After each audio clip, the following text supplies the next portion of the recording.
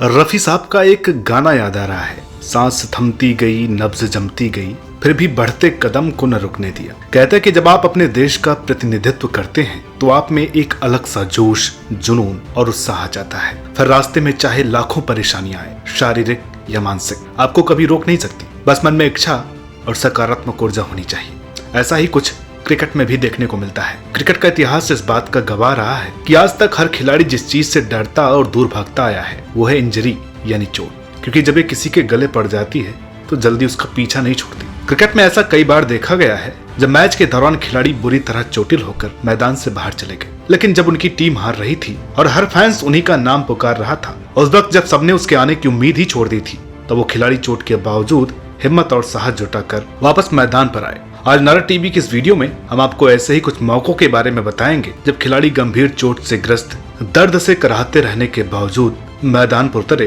और अपने फैंस का दिल जीत गए। बात है 2018 के एशिया कप की, जब टूर्नामेंट का पहला मुकाबला श्रीलंका और बांग्लादेश के बीच में खेला जा रहा था। बांग्लादेश ने पहले ही ओवर में शाकिब और लिटन दास का विकेट खो दिया और स्कोर 2 रन पर 3 विकेट हो गया। लेकिन गरीबी में आटा गीला उस वक्त हुआ जब पारी की शुरुआत में ही सुरंगा लकमल की बाउंसर पर पुल शॉट मिस कर गए तमीम इकबाल के बाएं हाथ पर गेंद बुरी तरह लगी और उसी समय उनका हाथ टूट गया। गेंद लगते ही तमीम ने तुरंत टीम फिजी की ओर इशारा किया और 3 गेंद पर 2 रन बनाकर रिटायर्ड हार्ट हो गए। उन्हें सीधा अस्पताल ले जाया गया, जहां स्कैन से पता चला कि उनकी इंडेक्स फिंगर पर एक क्रैक है। बांग्लादेश के खेमे में सन्नाटा छा गया, क्योंकि आने वाले टूर्नामेंट में इकबाल नहीं खेलने वाले थे। 47वें ओवर में मुस्तफिजुर रहमान के आउट होते जब सबने सोचा कि ये पारी तो सिमट गई है, तो ये दिग्गज 11वें नंबर पर बल्लेबाजी करने मैदान पर उतरा। डॉक्टरों द्वारा बताए जाने के 2 घंटे बाद उनकी बाईं कलाई में फ्रैक्चर के कारण उनके एशिया कप का सफर खत्म हो गया है। तभी तमीम इकबाल ने सभी को चौंका दिया जब वे एक हाथ से बल्लेबाजी करने के लिए मैदान पर आए। वो शतक वीर मुशफिकुर रहीम के साथ डटे रहे और अंतिम ओवर के लिए 32 रन जोड़े, जिससे टीम का स्कोर 261 तक पहुंच गया। बांग्लादेश ये मैच 137 रन से जीत गया। यह वाकई में काफी यादगार और दिल जीतने वाला लम्हा था। दक्षिण अफ्रीका के पूर्व क्रिकेटर ग्रेम स्मिथ को निश्चित रूप से टेस्ट इतिहास के सर्वश्रेष्ठ कप्तानों में से एक माना जाता है। बाएं हाथ के इस बल्लेबाज के पास कप्तान के रूप में सर्वाधिक टेस्ट खेलने का रिकॉर्ड है, जिसने 109 मैचों में प्रोटीज का नेतृत्व किया और 53 मैच जीते। जबकि दक्षिण अफ्रीका ने उनकी कप्तानी में कई यादगार सीरीज जीत भी दर्ज की, जिनमें से 2009 में 3 टेस्ट मैचों की श्रृंखला में ऑस्ट्रेलिया के खिलाफ 2-1 से जीत दक्षिण अफ्रीका की कंगारुओं के देश में पहली टेस्ट श्रृंखला जीत थी। ऑस्ट्रेलिया ने सिडनी में श्रृंखला का अंतिम टेस्ट जीता था, जिसके चलते इस मैच को दूसरी पारी में स्मिथ के बल्लेबाजी के लिए काफी हद तक याद किया जाता है। पहली पारी के दौरान मिचेल जॉनसन की शॉर्ट पिच डिलीवरी स्मिथ के दस्तानों में जा लगी, जिसके चलते उनका हाथ टूट गया और कोहनी में भी चोट लग गई। स्मिथ को रिटायर्ड हर्ट होना पड़ा और 9वें विकेट के गिरने तक दूसरी पारी में बल्लेबाजी नहीं की। जब स्टेन आउट हुए तो कई लोगों का मानना था कि ऑस्ट्रेलिया ने मैच जीत लिया था, लेकिन तभी स्मिथ ने मैदान में अनएक्सपेक्टेड एंट्री लेकर पूरी ऑस्ट्रेलियाई टीम को चौंका दिया। उनके मैदान में आते ही सिडनी क्रिकेट ग्राउंड पर प्रशंसकों की तालियों की गड़गड़ाहट एक अलग स्तर पर सुनाई दे रही थी। ये बिल्कुल अचंभित कर देने वाला मौका था, क्योंकि इसमें ठीक से बैट भी नहीं उठा पा रहे थे। उनका इस मैच में पार्टिसिपेशन लगभग 0 ही माना जा रहा था, लेकिन जब उनकी टीम मैच में सरवाइव करने के लिए संघर्ष कर रही थी तो स्मिथ मैच बचाने के लिए एक मसीहे की तरह है। स्मिथ हालांकि इंजेक्शन और पेन किलर के साथ 10वें नंबर पर बल्लेबाजी करने के लिए उतरे, जब दिन के आखिरी 8.2 ओवर पड़े थे। उन्होंने लगभग 7 ओवर निकाल दिए, लेकिन जब केवल 10 गेंद बची तो आउट हो गए। भले उनकी टीमों मैच हार गई, लेकिन स्मिथ सभी का दिल जीत गए। दक्षिण अफ्रीका के पूर्व कप्तान ने उस भयावह कहानी पर दोबारा गौर किया कि कैसे उन्होंने खेल में नंबर 11 पर बल्लेबाज के रूप में खेलने के लिए अपने हाथ के दर्द से लड़ने का फैसला किया। और इस लम्हे पर एक रोचक खुलासा कर उन्होंने बताया कि वे कैलिस की टेस्ट ड्रेस पहनकर बल्लेबाजी करने उतरे, क्योंकि उनका सारा सामान पैक था और वे घर जा रहे थे। लेकिन एंटनी को अकेला देख उनसे रहा नहीं गया और वे ठीक से बल्ला न पकड़ पाने के बावजूद मैदान पर उतरे। हमारे लिस्ट में तीसरे नंबर पर हैं भारतीय कप्तान और सलामी बल्लेबाज रोहित शर्मा। 2022 में बांग्लादेश के खिलाफ एक दिवसीय श्रृंखला में दूसरे मैच में स्लिप में फील्डिंग के दौरान कैच लेते वक्त उनके हाथ में गेंद जा लगी और उनके बाएं हाथ की वेबिंग खुल गई। रोहित काफी दर्द में नजर आ रहे थे और तुरंत मैदान से बाहर चले गए। उन्हें तुरंत हॉस्पिटल ले जाया गया और हाथ पर कई टाके लगे। जितना अधिक उनका अंगूठा चोटिल नजर आ रहा था, उसे देखकर उनका बल्लेबाजी करना लगभग असंभव लग रहा था। बांग्लादेश ने मेहदी हसन के ताबड़तोड़ शतक के दम पर 271 रन बना डाले।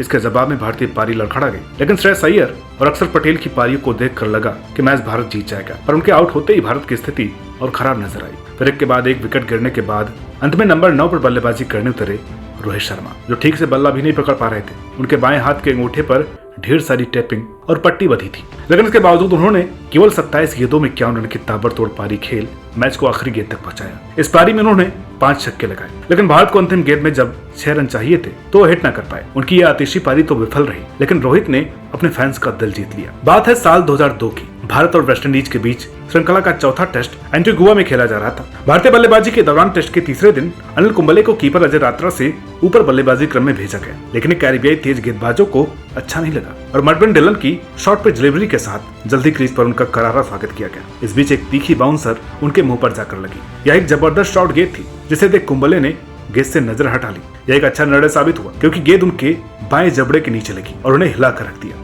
टीम फिजियो एंड्रू लिपस द्वारा इलाज किए जाने के बावजूद कुंबले को खून बहने लगा। खून से लथपथ कुंबले अपनी बल्लेबाजी को जारी रखने के लिए अडिग थे। उन्होंने अपना हेलमेट पहना और बल्लेबाजी में लग गए। डिलन शायद उस दिन अच्छे मूड में नहीं थे। उन्होंने कुछ और छोटी गेंदें कुंबले पर दे मारी। उनमें से एक को बैकवर्ड शॉर्ट लेग पर चंद्रपॉल के हाथों कैच दे दिया। उस वक्त ऐसा लग रहा था कि कुंबले का मैच यहीं खत्म हो गया। उन्हें तुरंत हॉस्पिटल ले जाया गया, लेकिन पहले एक्सरे में कुछ नहीं निकला। फिर अगली सुबह कुंबले ने लिपस से कहा कि दर्द कुछ ज्यादा ही है। उन्होंने दूसरा एक्सरे किया और इस बार देखा कि उस जबड़े में दरार थी। अब यह साफ हो गया था कि कुंबले अब इस टेस्ट में नहीं खेल पाएंगे और वेस्टइंडीज में अपनी सर्जरी नहीं करवाना चाहते थे। इसलिए उन्होंने एक पिन लगाई और शाम को उन्हें भारत के लिए रवाना होना था। अब भारतीय गेंदबाजी और कमजोर नजर आने लगी, क्योंकि भारत के पास उनके अलावा कोई दूसरा फ्रंटलाइन स्पिनर मौजूद नहीं था। जब वेस्टइंडीज बल्लेबाजी के लिए उतरा तो स्पिनरों के लिए विकेट में कुछ मदद नहीं थी। हालांकि कुंबले की अनुपस्थिति में तेंदुलकर को अकेली लड़ाई लड़नी थी। तभी कुंबले ने मैदान पर मौजूद सभी लोगों को चौंका दिया। विकेट से मिलने वाले टर्न से प्रेरित होकर टीम फिजियो से अपने चेहरे पर पट्टी बंधवाई और मैदान पर दिलेरी से उतरे। उसने सभी को आश्चर्यचकित कर दिया। कुंबले ने इतनी दर्दनाक चोट के बावजूद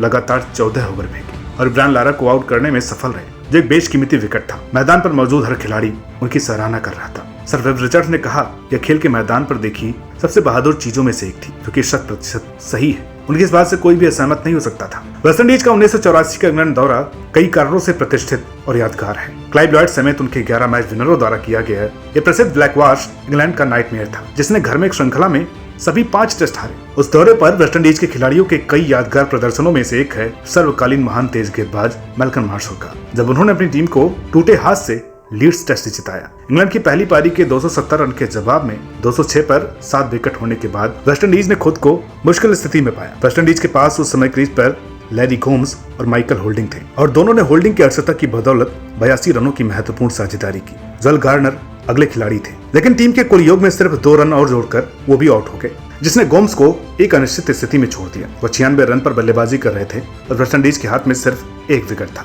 लेकिन एक बड़ी समस्या थी।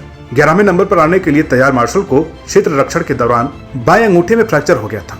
उसमें ऐसा लग रहा था कि गोम्स 4 रन से शतक से चूक जाएंगे। सभी ने सोचा कि विंडीज की पारी सिमट चुकी है, लेकिन उसी समय एंट्री हुई मार्शल की। भले उनके बाएं हाथ में प्लास्टर लगा हुआ था, लेकिन उनके चेहरे से उनकी दिलेरी साफ झलक रही थी। उन्होंने अपने चेहरे पर एक बड़ी मुस्कान के साथ गार्ड लिया। वह काफी दर्द में करा रहे थे, जो कि शब्दों में बयां कर पाना असंभव है। उन्होंने बल्ला केवल दाहिने हाथ से थामा, क्योंकि बायां हाथ चोटिल था। पहली गेंद पर जोर से बल्ला घुमाया, पर उसका गेंद से कोई संपर्क नहीं हुआ, लेकिन दूसरे गेंद को एक मोटा बाहरी किनारा मिला और गेंद 4 रन के लिए गली से निकल गई। यह मार्शल द्वारा बहादुरी और समर्पण का एक अविश्वसनीय और अद्वितीय प्रदर्शन था और हेडिंग्ले का क्राउन अपने पैरों पर था। उन्हीं की मदद से गोम्स ने शतक पूरा किया। इस दिलेरी के बाद वो मैदान पर गेंद के साथ लौटे। दाएं हाथ के इस तेज गेंदबाज ने दूसरी पारी में 26 ओवरों में 7 विकेट और 53 रन के सनसनीखेज आंकड़े हासिल कर इंग्लैंड की बल्लेबाजी लाइनअप को तहस नहस कर दिया। उनके घायल हाथ पर एक तरह का प्रोटेक्शन लगा हुआ था, लेकिन इतने ओवर दोहरे फ्रैक्चर के साथ गेंदबाजी करना उनके फौलादी संकल्प को दर्शाता है। इंग्लैंड की टीम महज 159 रन पर ऑल आउट हो गई और वेस्टइंडीज ने 8 विकेट शेष रहते